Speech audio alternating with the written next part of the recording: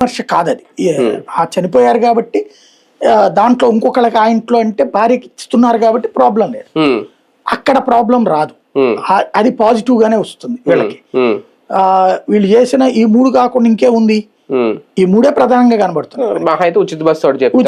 ఉచిత బస్సుది పెద్దగా దాంట్లో నష్టం అయితే లేదు, లాభం ఉందని వాళ్ళు చెప్పుకుంటారని నేను అనుకోను. ఎందుకంటే సరదాగా తిరిగి వస్తున్నారు, దాని వల్ల ప్రత్యేక ఉపాధి అవకాశం ఉద్యోగ అవకాశం రాదు, దానివల్ల ఇంకా మగవాళ్ళ నుంచి వ్యతిరేకత పెరిగింది, వాళ్ళకి కనీసం పవన్ ఉంచడం. కాబట్టి అది పెద్ద చర్చనీయాంశం కాదనుకుంటున్నాను.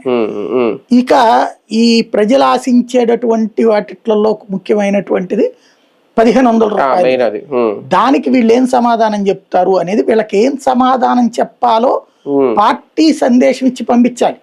ఇదిగో 6 నెలల్లో ఇవ్వబోతున్నాం అని చెప్పండి, 8 నెలల్లో ఇవ్వబోతున్నాం అని చెప్పండి అని. అలా చెప్పకుండా అక్కడికి వెళ్ళాక ఇచ్చిన పథకాలే మాట్లాడితే, జగన్ టైంలో అయితే ఇవ్వనిది ఏదీ లేదు.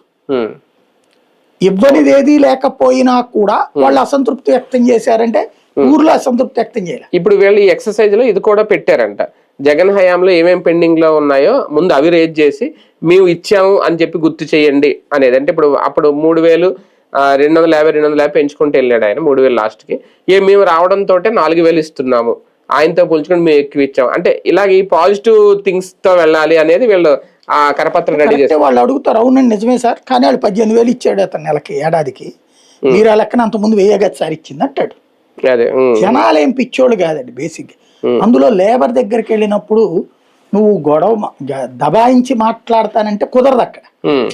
అవ్వయ్యా నువ్వు ఇచ్చావు 4,000 ఒకేసారి ఇచ్చావు, జగన్ ఇస్తానన్నాడు ఇచ్చాడు, ఏడాది 250, మీరు ఇస్తానన్నారు ఇచ్చారు.